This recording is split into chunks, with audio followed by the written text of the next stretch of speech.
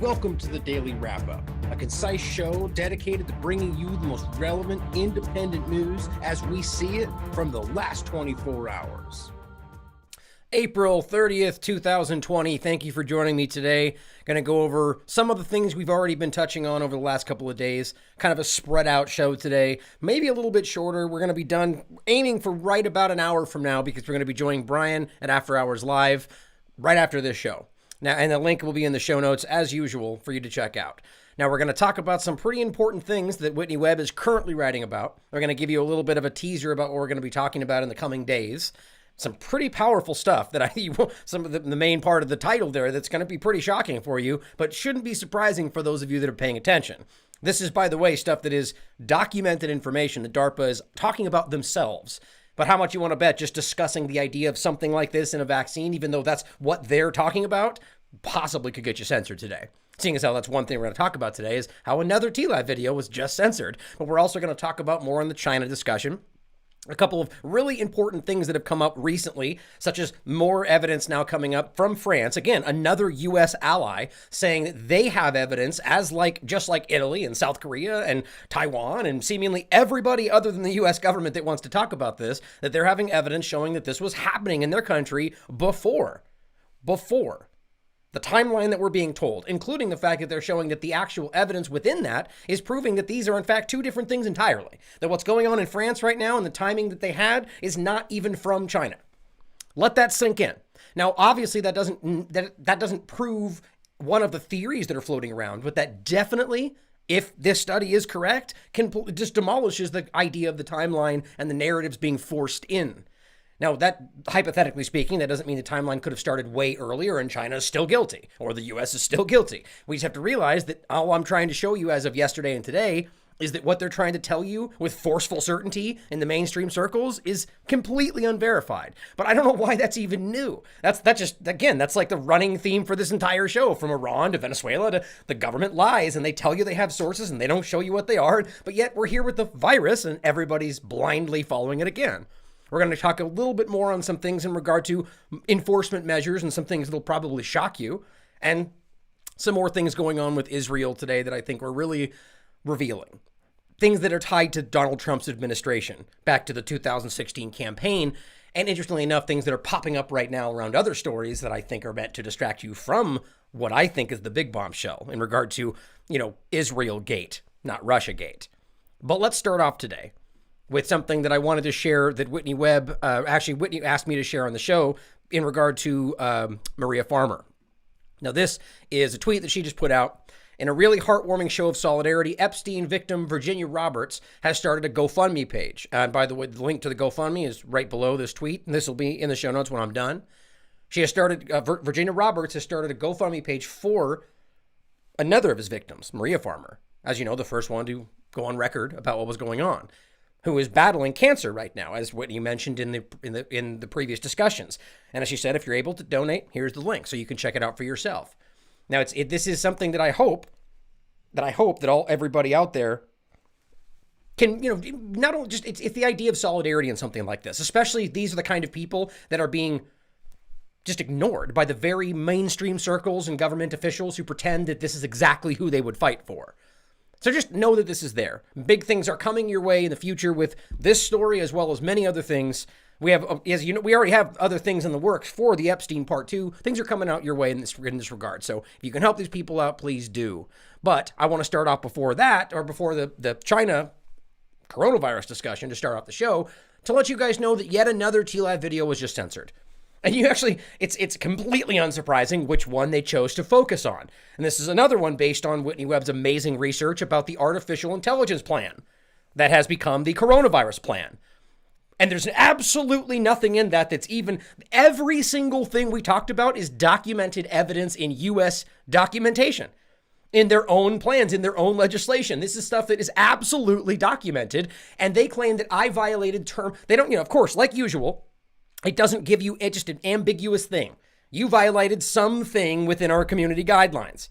We don't ever really get to understand. And then they say, well, here's your 3-hour video. Go ahead and pick out the part that's wrong and let us know when you're done, and then we'll decide if it's still good, even though we don't know what part, where, or what we did wrong. That's all, as I've mentioned many times, this is how it's a faceless, nameless unaccountability of YouTube. We never get to find out. And also see what it says right there, was flagged for us to review. And this is the fallacy of this program, that you have massive flagging troll campaigns, which we all know exist. And even if it's not some orchestrated thing, you telling me that you can't get 50 of your friends in a circle, in a group somewhere, to be like, hey, let's go attack this video that we all don't like. I'll flag it today. And YouTube will take notice of it, and they'll be pressured to do something about it. That's what this is. And obviously, this is going against the World Health Organization guidelines, because we're daring to point out that this may be, even in part, not just about the coronavirus. Well, then there you go. And we're going to note on that whole World Health Organization absurdity today in regard to how we're not allowed to challenge a group that has been caught lying numerous times, a group that has already changed what it said about 5 times since this started. So if we weren't able to counter it then, and they're wrong then, and now they're saying something else, maybe we should be like, hey, maybe they're wrong this time again. Oh, censored, can't say that, except that they were wrong before. See the paradox there? This is ridiculous. This is censorship because you're challenging authority. That's what it is. Now, I hope you will take the time to look further into that specific document. And here's the video yourself so you can see the live stream recording is not available. And I'm going to appeal the decision, but as usual, just like the last one in regard to Dr. Boyle that was removed, even though the mainstream media is literally talking about what we talked about right now, and they removed it on those grounds, it's still gone. They'll never come revisit and be like, oops, we were wrong. Sorry about that. This is gone because of a political motivation. That's why. This is the article, by the way, on the website that you can see for yourself. All this will be in the show notes for you to look at, because this is still accessible. The podcast is still available. And as I said, the video was deleted due to ongoing baseless YouTube censorship. The video can be viewed here. Here's the BitChute link. So you guys know, I mean, we're constantly pointing out that YouTube is censoring. But right this moment, we are multi-streaming on like 7 different platforms. And then we post it on about 5 different more after that. So we're by no means relying on YouTube, but obviously that's where the most people are, and usually where the most lost people are. So we're trying to reach them. My goal here is not to speak to people who already agree with me. My goal is to reach people who are lost. If it's only 1 a day, I'm doing my job. That's what the point is. So when I put this out, it's not to say, look, censoring, that's the only thing we have. We're everywhere else. So I hope people know that. We're already on BitChute. We're already on all these other platforms you might suggest. And by the way, here's the article that Whitney wrote that this is based on. So even if you can't find the link, this article on The Last American Vagabond, which I highly recommend you read other than just listen to us talk about it, so you actually fully digest everything. Techno-tyranny, how the U.S. national security state is using coronavirus to fulfill an Orwellian vision. To make this very quick so we don't rehash it all, the bottom line is that they had a plan that was applied in regard to artificial intelligence that was being applied to previous agendas. So before coronavirus was around, before this whole idea, they were using this AI plan and trying to institute it using other justifications. Had nothing to do with viruses. Then suddenly we have coronavirus problem, and now they just took that same exact plan and said, perfect, this is exactly what we need to fight coronavirus. Which, who actually believes that? What are the odds that the exact plan for something totally different is exactly what we need to fight a completely unexpected pandemic that, as they tell us anyway, that, they're totally outside of what we're, it's ridiculous. The point is they're pushing this plan in because it's what they wanted to do, and it has little, if anything at all, to do with coronavirus. And that, my friends, is why it was censored. Because this is exactly the thing they don't want you hearing. Not two-party paradigm nonsense. Not talking about Joe Biden or Donald Trump's election or, the ins and outs of the two-party deception or China did it or all the different things they're trying to push in right now. This is about the people who are awake from that illusion. And that's largely unpopular with the people still lost in that paradigm, but that's what they tend to focus on because that's what gets to the truth. And as I said in the tweet, YouTube just censored another TLAV video for yet another unaccountable community guidelines violation. The video about the AI coronavirus plan. But lucky for you, not all platforms are as authoritarian and unaccountable as YouTube. Here's the BitChute link. So please watch it for yourselves to see exactly what they don't want you to see. As always, and I'm going to have another note later on in the show about the Erickson doctors, Erickson, I always forget the other guy's name, and I apologize for that. But the Bakersfield doctors that were speaking that were censored. Because that's exactly what's happening here. Not just, there's claim, excuse me, sorry, something getting in my throat today, but despite, the bottom line is this is not misinformation. as they said about the other doctor's video, right? This is data based on the evidence. Or excuse me, this is discussion based on the evidence, based on the data. So you can disagree with that. We can think you're coming to the wrong conclusions. But when you censor that, that is censoring to control the information. That is censoring an alternative opinion of the same data. Very different. And I hope people see that difference. And when you notice that it's happening, you have to realize that's not for your benefit. That's for their benefit. Period. Very important to see. Now, to get into the larger discussion today, something I think is really, really important because it's what we've been circling around for quite a while. And this, again, is not meant to say, see, this is the truth, not that. It's simply meant to show you that there's mountains of evidence that counter what they're trying to forcefully tell you is an absolute fact. There's also plenty of evidence to point to a couple of other things that I think might be possible. Bottom line is what they're telling you is simply not the case. And I think that has to be readily apparent right now. Now, here is something I want to show you to start. It looks like you can't, hold on, let me reframe that image real quick. Now this is, that's weird that it's off to the side here. Let me do that. This is a comment that somebody just shared. And as always, my intention is not to, it looks like I might just, I can just scroll it. It's okay. Now, anyway, the point is, yeah, there we go. Okay. I'm not trying to call this person out. Right? As much as that's essentially what's happening here. But the idea is not to say, look, this guy's whatever. The point is to say, look, this is something that's happening. And this is what I'm trying to show you guys. That these people, and this is not meant to say that this is what all of one group thinks. That's never the case. But there's a huge faction of people that think just like this, as we've been seeing. My video was talking about the fact, the China did it narrative is just completely unsubstantiated. As, by the way, the U.S. analysis itself says in their own information, it says that it's inconclusive, and yet they're arguing that I'm crazy for not saying it's a fact. That's irrational. But he said the only thing he is talking about all the time is where it started. Me. He's talking about me, which obviously that's not true. We talk about 1,000 things on this show, one of which is coronavirus, one of which within that topic is where it started. Talk about being reductive. But see, this is how you manipulate people's perceptions who don't want to go past the comment. But the only thing we're talking about is where it started. No, we talked about bioweapons. We talked about the fact that it could be fake. We talked about 5G. We talked about everything. But Merrick doesn't know that, or rather doesn't care to know it. But he said, which has zero importance. Who actually thinks that where it started, it has zero importance? I find that to be ridiculous. But here, I don't even think he actually feels that way, but here's his point. He's saying it has zero importance. Why does he say that? Because he doesn't care where it started. US made or not, he says. Important for me is that China will be blamed. They are responsible for the West being effed because of cheap labor. If the US created it to F China, so might it be. Okay, so do you realize what he's saying right there? Because of his opinions about what they've done in the past, which may be right or wrong, right? I mean, let's just go ahead and realize that even the things he thinks that they might have done in the past could have been politically motivated and manipulated by the government who has a vested interest in lying about them, but that's neither here nor there because it doesn't matter. He has an opinion about them based on something in the past. But let's just go ahead and say he's got an opinion based on things that they've done.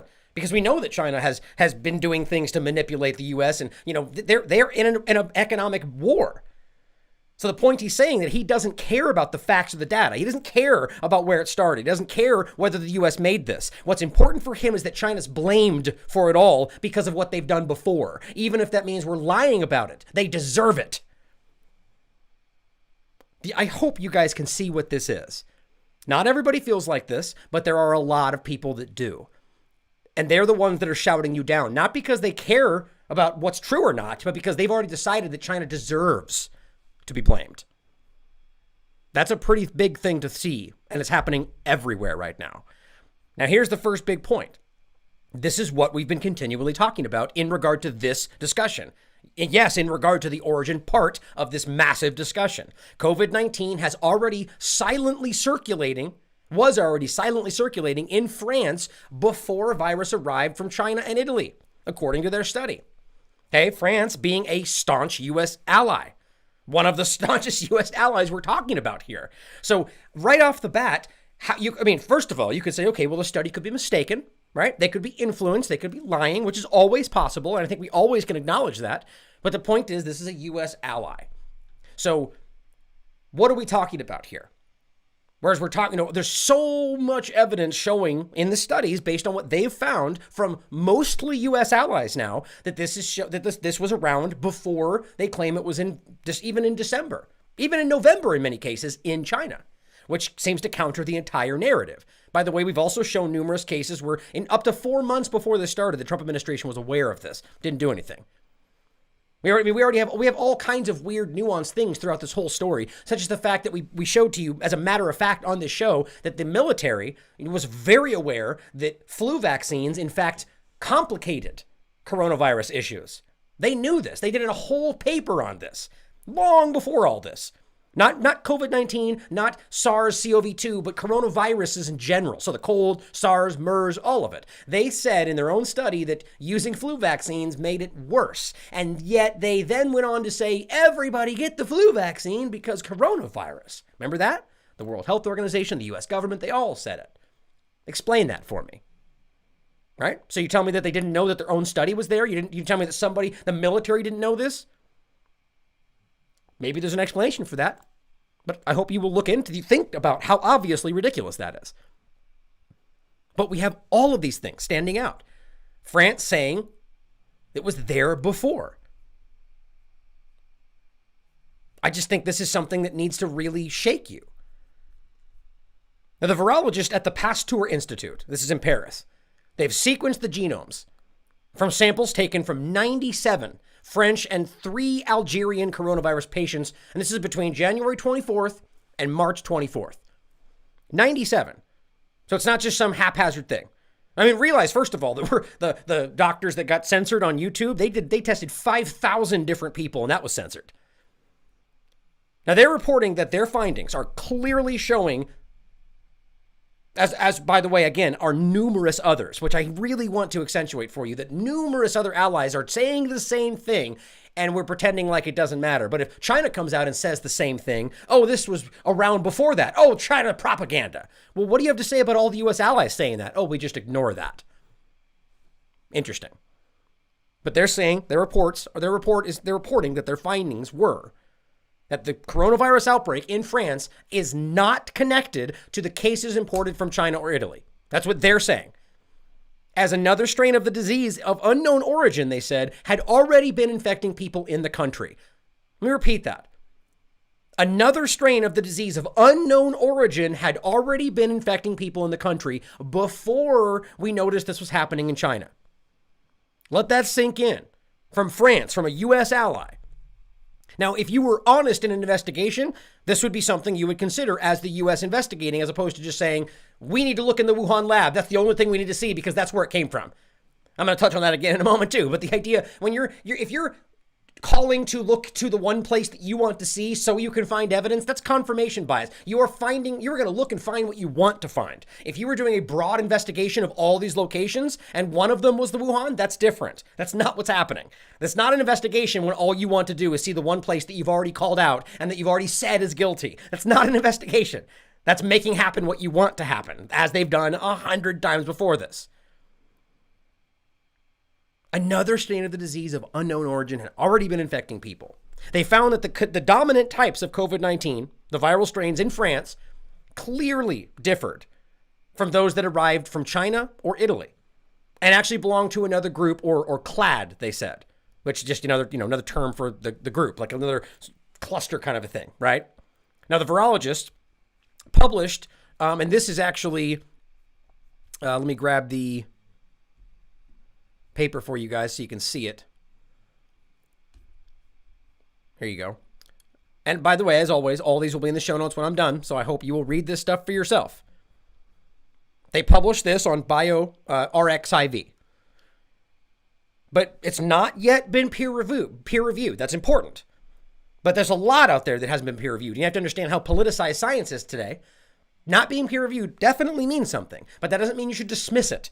Because there are things such as the early on, I believe it was an Indian study about the HIV being present in this COVID-19. And remember when they were politically forced to back down and they pulled it back. Well, now we've got a bunch of other studies showing the same thing, right? The point is politics plays a huge factor, just like we showed you a million times on this show, that there's clearly, just like we talked about with Eisenhower warning about this, a scientific political elite that is now driving policy based on politics, not science.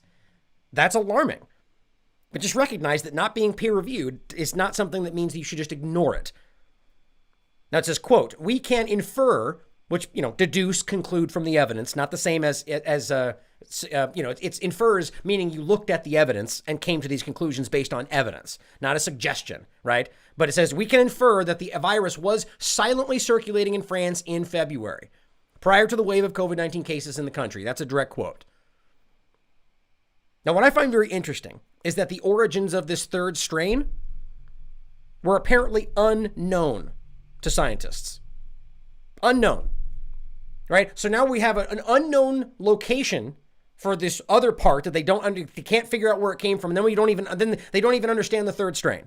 Meanwhile, they're proving by their data that this in fact happened before we were told, and that the strain that they're dealing with in France predominantly did not come from China. Now you can dismiss this all you want and just ignore it if you choose, but you should, being a discerning adult, look at it, research it, ask yourself, could this be accurate?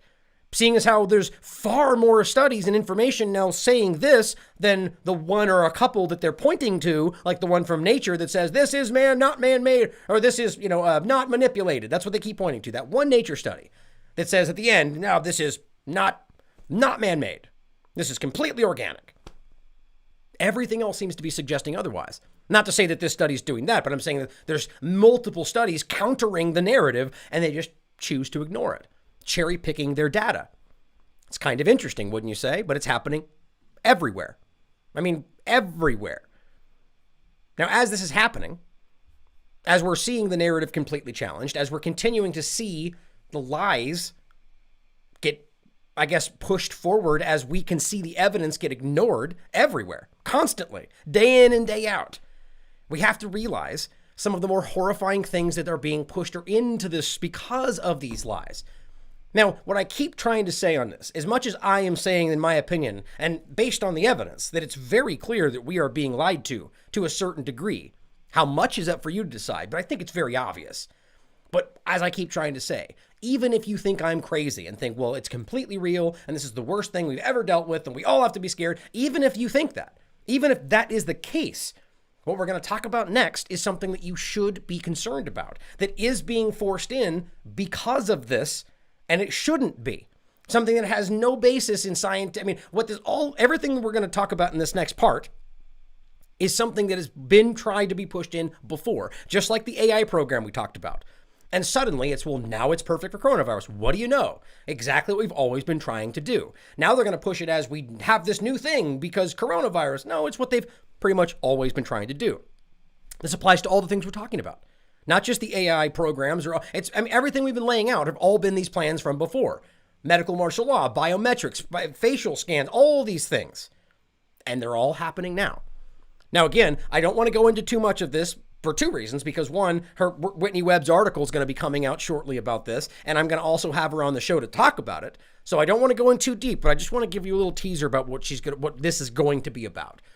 Now, in 2006, DARPA announced its Predicting Healing and Disease Program, PhD. Okay, you gotta love the acronyms they pick, which sought to determine, quote, whether an individual will develop an infectious disease prior to the onset of symptoms. Now, first of all, the first thing that stood out to me when I read that. Okay, so we've got pre-crime, which is where they're trying to say, well, we know based on our information and your social media and everything else we compile of your data that we're not supposed to have, that you were gonna commit a crime. Yeah, you were about to.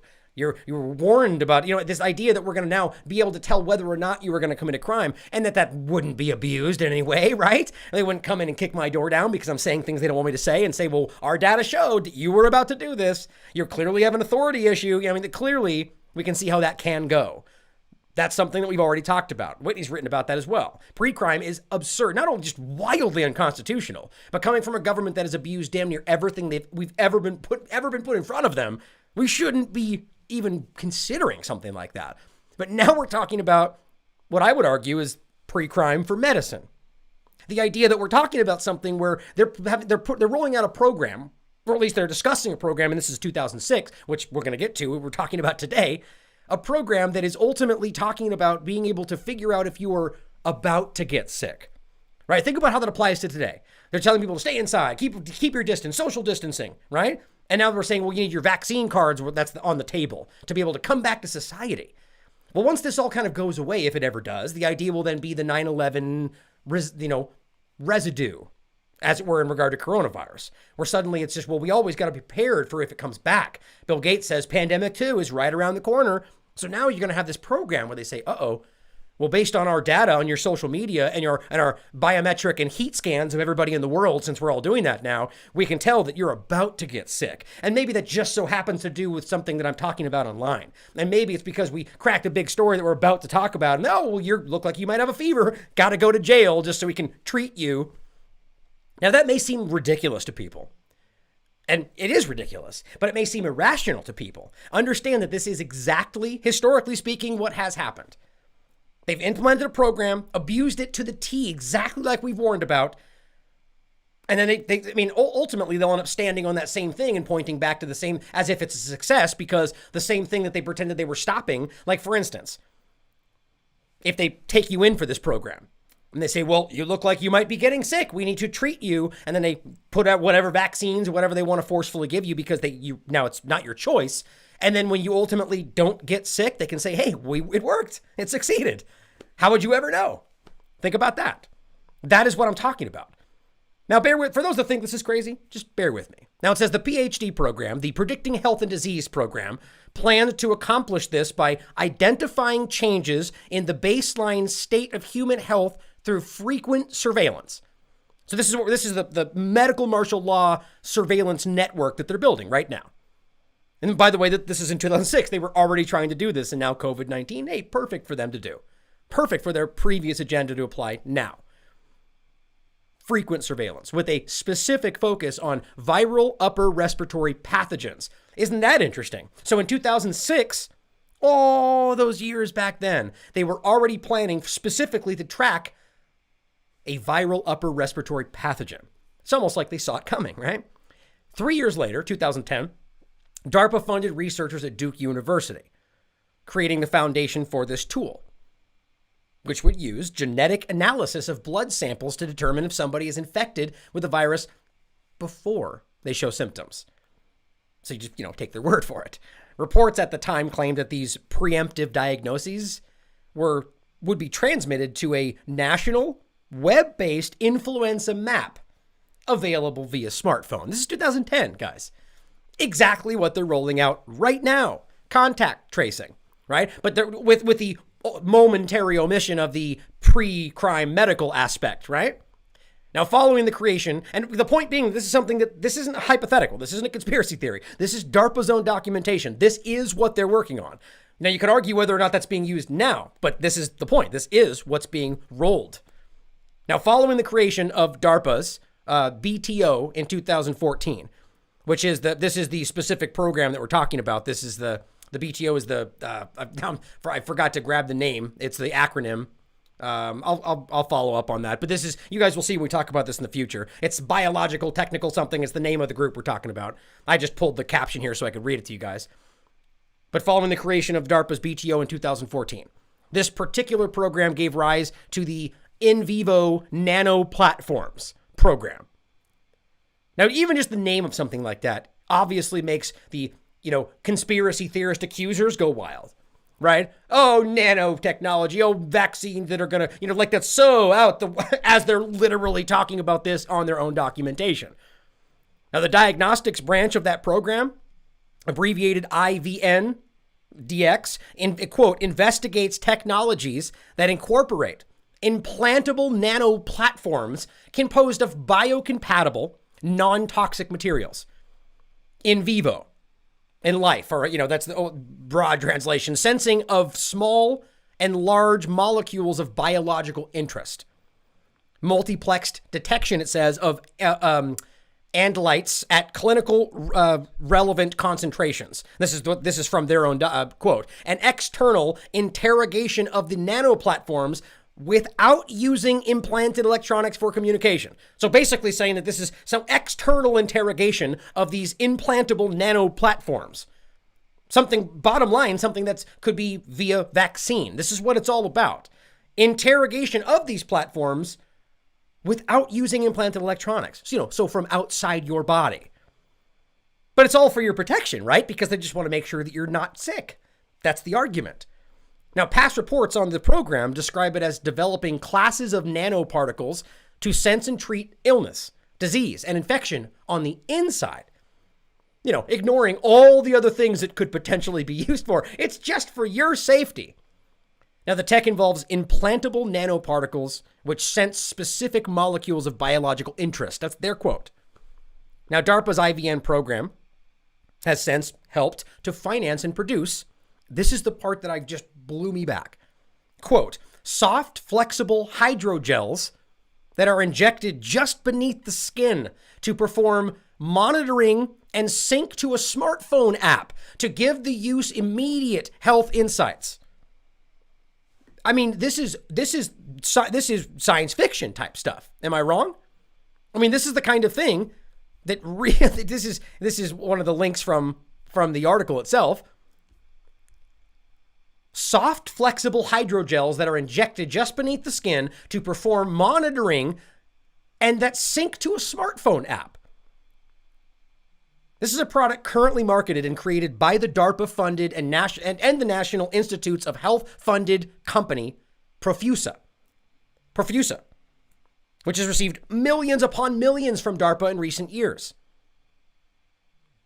And they assert that the information generated by their injectable biosensor would be securely shared, of course, and accessible to, quote, individuals, physicians, and public health practitioners, right? So basically, if anybody, an authority figure, wants access to your personal biometric data, it's there for them.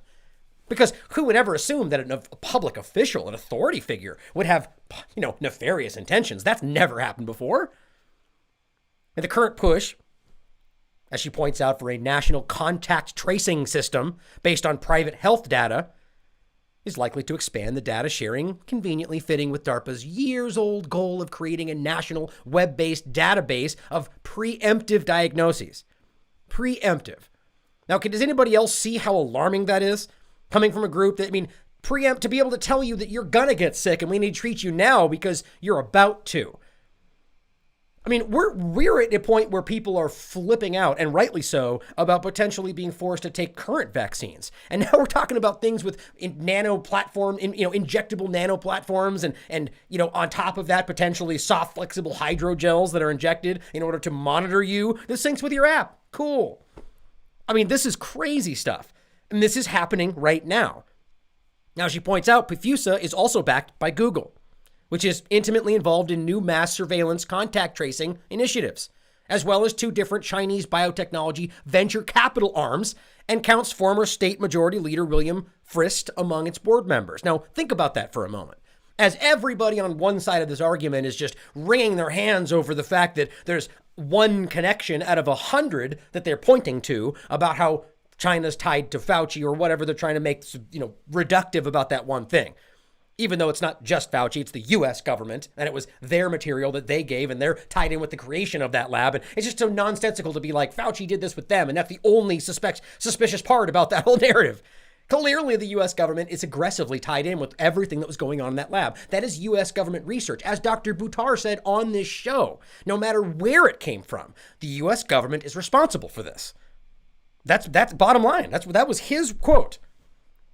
Because it's their research. They were the ones that helped create that lab. North Carolina sold them, the university sold them the material they used to experiment on. And it's just crazy to think like that. But here my point is that this group, Google, working with contact tracing surveillance groups, two different Chinese biotechnology venture groups in regard to contact tracing. And why is that not alarming?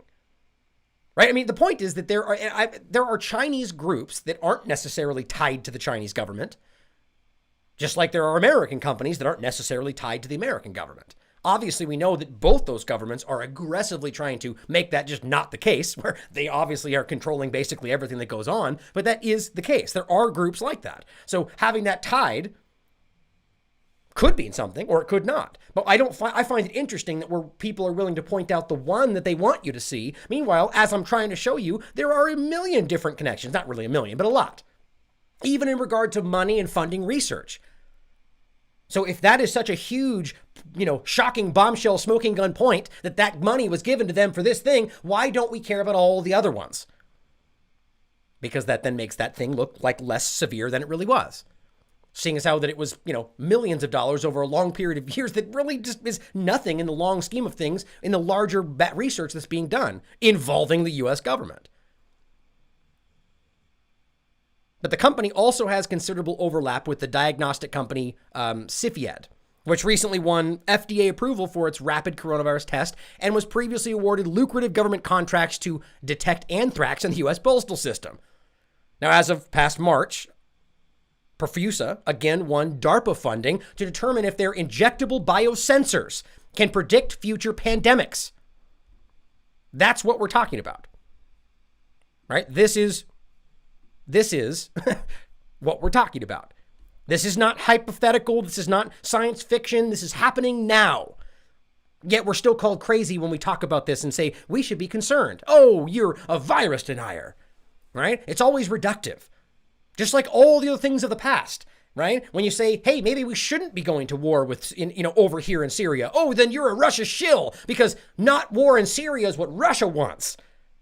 Really? How about we just don't want war? How about we don't like Americans being killed for foreign, U.S. political agendas? Like, this is crazy that that's how reductive these things are. But that's what always happens because that is the two-party paradigm in effect. It stops you from seeing the full picture. That's what they bank on. But Perfusa won DARPA funding to determine if their injectable biosensors can predict future pandemics, including a second wave of COVID-19. And detect those infected up to 3 weeks before they could otherwise show symptoms. So the point being, as they're rolling out these injectable biosensors, they can basically say, oh, well, we're detecting a coming wave. It's 3 weeks away, but we're starting to detect it because of our injectable biosensors. So we need you all to start taking these vaccines right now. Oh, we'll just bill your health insurance. All right? We have to see how this is something that, at the very least, based on the things they've absolutely done in the past, is where this is driving. Now, the company expects to have its biosensors FDA license for this purpose by early next year.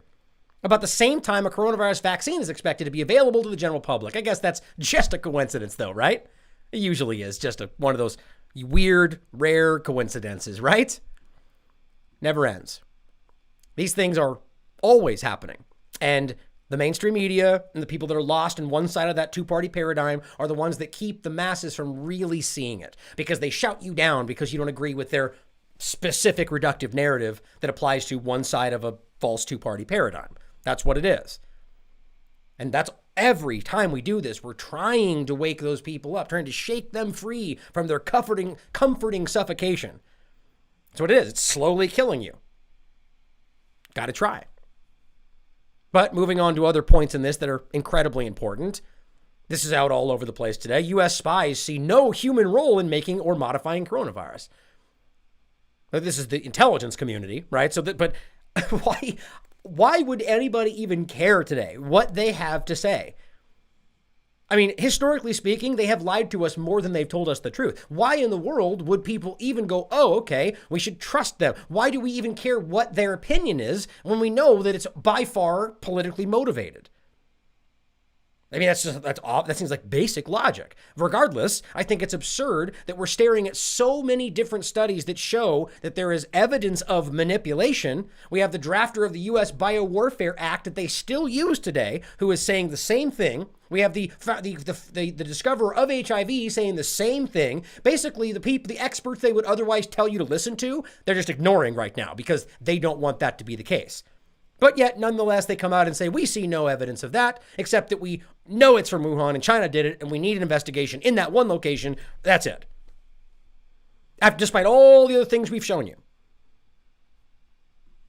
Now, here's an article on the same general topic from Delanya. Now, this is somebody that I in the past was going to get on the show, and then we ended up not being able to connect.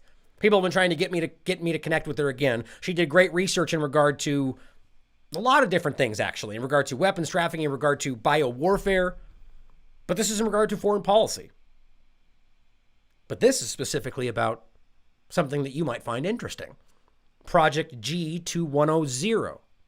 2101. Pentagon Biolab discovered MERS and SARS-like coronaviruses in bats. Oh, interesting, right? This is the kind of thing we keep seeing about China. Oh, didn't you know that they did this over there? Oh, except they leave out that it happens all over the place. Well, now we're finding out here that this is potentially, let me put it this way. You can probably find examples of this in most places, maybe not specifically MERS, SARS-like coronavirus in bats, but you can find examples of these kind of things in pretty much every BSL-4 lab around. That, first of all, needs to be understood, because that's what they're all doing. They all need to be shut down, all of them. But this one seems to suggest, based on the evidence, and she has video evidence on the ground, firsthand witnesses, all kinds of stuff. It's extensive. Saying that they discovered this in 2014. Now, she says here, she gives you an update on what she's talking about. She investigated an alleged laboratory, and this is the one we've already talked about numerous times on the show. I've briefly mentioned it as the coronavirus story has kicked up, but we mentioned this way before this. In Tbilisi, in Georgia, not in the United States. Georgia's capital in Tbilisi, there was obvious evidence of U.S. biowarfare manipulation, of testing on innocent people. Whether that was accidents or they did it unintentionally, but the people around this lab were getting sick and having all kinds of weird things. And multiple governments called this out. The U.S. government just denied it, as usual, of course, because that's, this is the government, by the way, that denied when they were testing on all the other times, all the 239 times that they've since admitted to. Which is a fact, by the way, that the U.S. government has admitted to 239 times testing with bio and chemical material on innocent Americans and unwitting abroad civilians. They've admitted that. But the point being, when it was happening, they lied about it. They denied it. They got accused numerous times. They denied it. That's a conspiracy theory. You're crazy. And then now we know it's true. That always happens. Same thing here. They denied it. And the evidence is pretty clear. Now, she goes on to talk about what she found and how she researched, all the as we've showed you before, the Pentagon's biolaboratories in 25 countries that are, it's just more than anywhere else, which is important for you to realize as we're, making it out to be that this one lab in one place is the big smoking gun. But as she says here, the Lugar Center, which is what we're talking about, a $161 million Pentagon-funded biolaboratory in Georgia's capital, Tbilisi, discovered coronaviruses in bats with presumably pandemic potential as early as 2014. Documents have revealed, which are all in here for you to read for yourself, right? Unlike every single, mainstream article, I hope you guys have noticed this. Every single mainstream thing you could possibly find today, they rarely even link to the studies they talk about now. They barely ever even link to the legislation they talk about, let alone the documents that verify their claims, because they're just beyond criticism, right? They're the accredited journalists that never provide sources anymore and only use one anonymous source when they claim to have a story. Totally legit. They basically just challenged every classic tenet of journalism because they're propagandists today. But realize that, just on a side note, that they never provide their source, or they very rarely provide their sources. In here, you'll find every single thing she mentions linked in here and at the bottom. But as early as 2014, her documents are revealing that they discovered these things. But here's what's interesting. We just talked about this. The idea that in 2014, the same year, is when they're supposedly suspending their risky research on exactly these things, on exactly coronaviruses with bats, and specifically adding gain of function, which the only thing you would do that to is if you're trying to make a bioweapon. That's what anybody honest and virologist, people like Dr. Boyle would tell you that know these things. Gain of function is what you add when you're making a weapon. That's it. So here it is in 2014. By the way, this is the one that Zero Hedge was suggesting was them talking about canceling funding to Wuhan, which is absolutely not true. This is about them suspending their own research. And it wasn't the same year as that article claimed yesterday. It's actually a different year. But here's the other one as well. A year later, same thing. Engineered bat viruses stirs debate over risky research. This is about U.S. government research. The only time it mentions China in this whole article is about talking about the bats that came from China, the area they come from. That's it. Nothing about in this entire article, but otherwise you look through it, it's all about U.S. stuff. It's about U.S. research and their funding. But these are the studies they keep citing to suggest that the U.S. stopped funding to Wuhan. It's not true.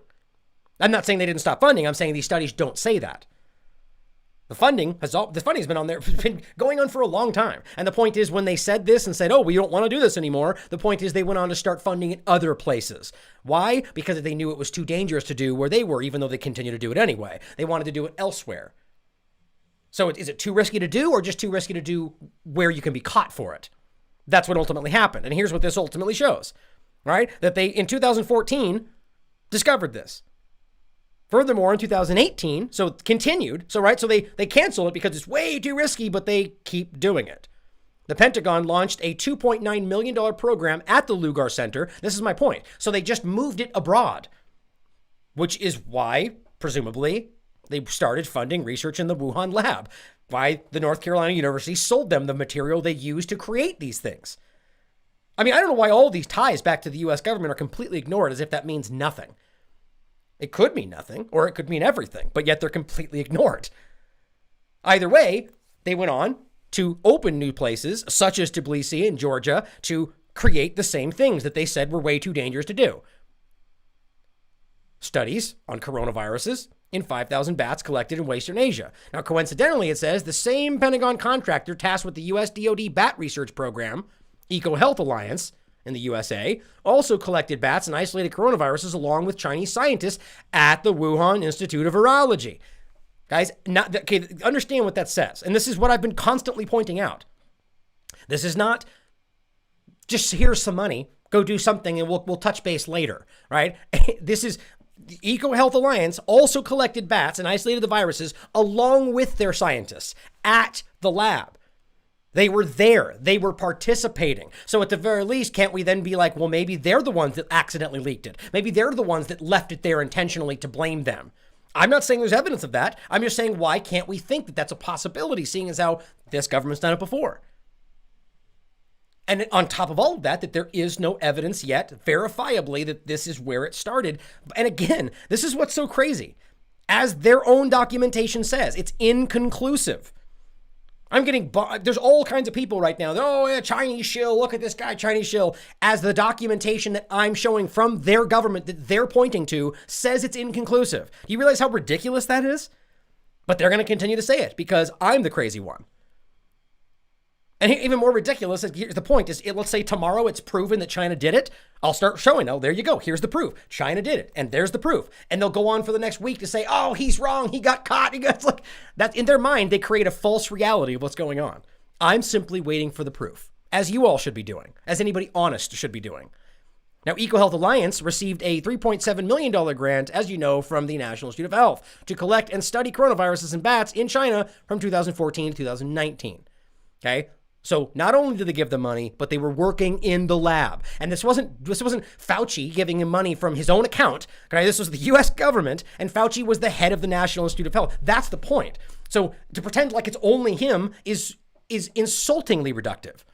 There are multiple levels of government involvement in anything like this. Okay, and including the fact that this was continuing up until the moment it stopped, all the way through Trump's administration. So all the time this was going on. Just because they ended it as if they suddenly discovered it, which is so stupid to think about. As if this government wasn't aware that they were funding this. Is so stupid to think about. Yes, they knew about it. So they let it go on until they decided to stop it. So does that not suggest that they're just pretending that? I mean, obviously there are things we need to think about here. It says the Lugar Center sparked controversy about the possible dual-use research in 2018 when leaked documents revealed that U.S. diplomats in Georgia were involved in trafficking of frozen human blood and pathogens for a secret military program. This is stuff that we've already talked about. And all of this is ignored. Like, this is not relevant to the story. U.S. diplomats involved in trafficking of human blood and pathogens for secret military program. This is her article, but it's linked with documentation, evidence on the ground, talking to people. As you can see, I mean, I hope you will look at how extensive this is. I hope that you will read through this stuff for yourself and actually look at it. Understand that we're talking about Georgia and Tbilisi. I even referenced a different one that was in Russia, but all these things are potential spots, right? I mean, this lab had all these kind of things happening right up until 2018. So why wouldn't we consider that this might be a possibility? Well, of course, because it's a U.S. biowarfare lab and they're not guilty because they're not, because, right? There's no way to want to talk about it. Like, we can't look at obvious suspects unless they're China and Russia and Iran and anybody we don't like. Now, documents reveal that Lugar Center also studied coronavirus in bats. In 2012, the U.S. Center for Disease Control collected sampled 236 bats for research in Georgia. This is 2012. So do we not realize already that this is the time frame is clearly showing that the person, and guys, this is what I've been saying because it's the truth. The U.S. government is the one driving the bus, just like Dr. Buttar said. They're the ones that started this research. They're the ones leading the charge. They're the ones that started it over in Wuhan. They're the ones working in Wuhan. They're the ones that sold the material to Wuhan. They even helped create the lab in Wuhan, but yet it's all China, which again, could be. But it's ridiculous that we can't realize how obviously this points in another direction. 2012, 236 bats for research in Georgia in regard to this same research. The project was funded by the U.S. DoD Defense Threat Reduction Agency. Part of the samples were shipped to CDC Atlanta for screening for multiple pathogens. Another part was stored at Lugar Center for further studies. Now, again, understand that Fort Detrick is in fact working on coronavirus with bats. This exact same research. That's a fact. And they had leaks months before this all started. Verifiable leaks. The CDC shut down Fort Detrick because of containment issues. That should be relevant to discussion. 2014, the U.S. Center for Disease Control launched a second project, Emerging Zoonotic Pathogens in Georgian Bats. Now, I'm realizing right now that I'm running way longer than I wanted to, and I got to be done in about 6 minutes to go join Brian. So we'll have to revisit some of these things as we go forward. I have this video that I was going to show you, but I'll have in the show notes. It's just her video of the same stuff. This documentation. People actually telling you what they did. People on the ground saying that they were struggling from headaches that never went away. People that died right in front of them, foaming from the mouth because there was smoke coming out of these buildings and there were mysterious mists around these. This is what's going on here. People on the ground are screaming that their families are dying because they're either leaks or testing around the area and no one cares. Now, on top of that, this is another thing coming out today from mainstream media, so you should question whether it's fake or like everything else, by the way, but obviously, especially the New York Times, we should be very skeptical of. But the point is, it says Trump officials are said to press spies to link virus to Wuhan labs. Now, you should never just dismiss it, whether it's mainstream media or not. You should look at it, to digest it, and ask yourself questions. We've already shown you verifiably that the GOP talking points were released, that they put it out to their politicians and said, well, right at the beginning that we need to we need to make this about China. We need to find ways to blame and make it look like Democrats are close to China, right? Like we need to find ways to do that, or even just expose that they are close to China. By the way, there are also a hell of a lot of Republicans that are dangerously close to China, but we don't like to talk about that. It's all over. It's both sides of the false two-party paradigm. But the idea is, this is something that's rooted in the facts. Now, is everything in this article true? I can almost guarantee that's not true. They will constantly lie about Trump and everybody else because that's what they are. They're fake news. But they don't always have all fake information, right? The bottom line is that we know this is happening because their own information was already leaked out. They are pushing officials. Now, the question is, are they pushing them because of the truth or because of political motivations? And I think that you can see by the way it's happening and the lack of evidence that it's obviously political. They're trying to link the lab. And that's my point. When you're not doing an investigation when you already have an end goal in mind. You already know that you want to blame Wuhan. So simply going there to blame them is not an investigation. But that's what they're doing. They're already pressing people to find what they want you to find or what they want them to find. So even if they are actually looking genuinely, but with that in mind, that's confirmation bias. You're going to find what you want to look, what you're already looking for. And I think it's much more nefarious than that. And here's what we're getting from the people that are pushing the one-sided narrative. Report, communist Chinese knew that their biolabs were a ticking time bomb. Now, first of all, do you not see how ridiculous that is? Do you say democratic Americans? Like the democratic Americans knew that, it's just, there's a reason that they're doing that because they're trying, it's propaganda.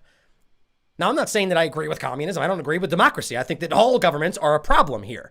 But I think if I had to pick, I would pick democracy over communism. But that's just my pick. I think all governments are bad. But the bottom line is that to pretend, or rather just to put it in there. That's why they keep saying CCP, and they're forcing that part of it in there. You could just say the Chinese government knew, right? But to say it like that is unnecessarily propagandist. Again, would you say the Democratic Americans? Would you say the what would be another example? I mean, you get what I'm saying. But the point is they knew their biolabs were a ticking time bomb. So you're telling me the point that they're talking about here is the cables discussed about from the U.S. government. But this was at a time when they knew Fort Detrick was having hundreds of leaks throughout the years, hundreds. So you see the ridiculous there. Why the ridiculousness of saying that lab over there, that's dangerous, while we know we're having far more. And by the way, there's not even actual evidence of continual leaks at this lab. I personally think they're all unsanitary and unsafe because they're working with things they barely understand, in my opinion. But this is one-sided and manipulative, and we have to see that. As we're seeing, test and recovered patients in South Korea found false positives, not reinfections, experts say. But, just like the experts said first that we can possibly get sick twice. It's so stupid. Bottom line is this is contradicting what they said before. And they also said experts say, right? World Health Organization doing the same thing. This is a great video that I hope you'll watch with Ben Swan and with those two doctors that were censored. This is Vanessa Beeley tweeting it out. This will all be in the show notes when I'm done. It might be actually a little bit longer today because I'm jumping over to work, get on with Brian. I might not be able to get them in, but I will have the links in there right, after I'm done with Brian. Here's Venezuela saying under voluntary quarantine and extensive testing, detected no new cases on Tuesday, 229 cases in total with a significant recovery rate. Sure, could be. I'm sure people are going to say, fake news, they're lying because Maduro, bad guy. Or it could be that they're not doing a mandatory lockdown, and that's exactly why. California closes all state beaches and parks after crowds ignore social distancing because authoritarianism is the way to fight the COVID-19. New World Health Organization encourages European kids under 4 to be taught masturbation and gender identity. Oh, but I guess we're not allowed to challenge that, right? Because World Health Organization. But you see how that goes? So now they're forcing in political identity politics, but we're not allowed to challenge World Health Organization, despite the fact that they've already been wrong multiple times. And I'm going to talk about this in my next show. So let that sink in. We'll talk about it with Brian as well. FBI documents suggest it's really linked to Trump's campaign. I know you guys want to hear about it, but we'll talk about it tomorrow. I love you all. As always, question everything. Come to your own conclusions. Stay vigilant. I want to make the case for secrecy in government when it comes to the conduct of national security affairs, and possibly for deception. You would lie in order to preserve the truth. If I had to say something I knew was false to protect American national security, I would do it. But you took an oath to uphold the Constitution, and the Constitution mandates certain openness and certain fairness. You're willing to do away with that in order to achieve a temporary military goal? The Constitution's not a suicide pact. But you took an oath to it. I don't make any apology for it. When I was a cadet, what's the cadet motto at West Point? You will not lie, cheat, or steal, or tolerate those who do. I was the CIA director. We lied, we cheated, we stole. It was like we had entire training courses.